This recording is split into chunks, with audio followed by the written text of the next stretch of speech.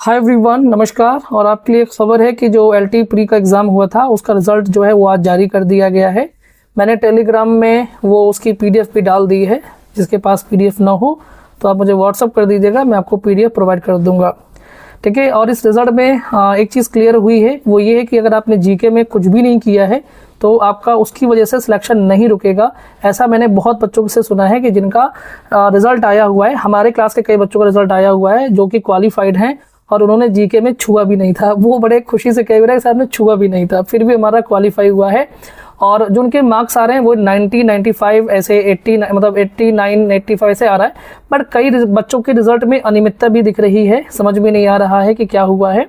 लेकिन जब तक सभी बच्चों का रिजल्ट मालूम नहीं चलेगा, यानी कि अगर हर बच्चा अपनी कैटेगरी और साथ में अपना रिजल्ट और अपने मार्क्स अगर हमको भेजे तो हम एक एनालिसिस कर सकते हैं कि एक्चुअली में हुआ क्या है। अगर ऐसा हमारे पास सारा डेटा नहीं होगा तो हम एनालिसिस नहीं कर पाएंगे। बट खुशी की बात है, यानी यहाँ पर तो दोहरी फीलिंग है। टीचर कभी बहुत खुश नहीं हो सकता, बहुत दुखी नहीं हो सकता। खुश इसलिए नहीं हो सकते क्योंकि बहुत सारे बच्चों का जिनका नहीं हो पाया है, 1-2 मार्क्स से रह गया या क्या रह गया पता भी नहीं चल रहा है, किसी की कोई लिस्ट भी नहीं है। असल में तो ये कि ये एक निकृष्ट व्यवस्था है जिसमें किसी का कुछ नहीं पता है, सिर्फ आप एक रोल नंबर जारी कर रहे हैं।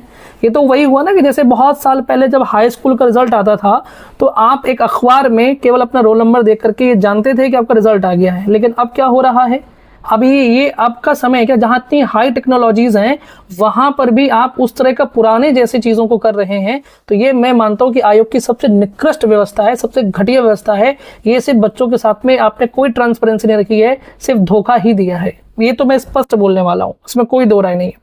बाकी जिनका नहीं हुआ है तो अभी पैनिक इसलिए नहीं होना है क्योंकि आगे टीजीटी पीजीटी लगा हुआ है। अपना कंसंट्रेशन को बना करके रखिए, क्योंकि जो चीज़ हो गई उसको हम बदल नहीं सकते। जो चीज़ होनी है अभी हमें उस पर फोकस करना चाहिए। ठीक है, इसलिए बहुत ज़्यादा पैनिक मत होइए और अपने काम पे लगे रहिए। और दुख मनाने के लिए आपको बहुत वक्त मिलेगा, लेकिन अगर आपका रिजल्ट टीजीटी में अच्छा आता है, पीजीटी में अच्छा आता है तो आपके सारे दुख जो हैं वो खत्म हो जाएंगे। इसलिए अपने काम पर फोकस कीजिए।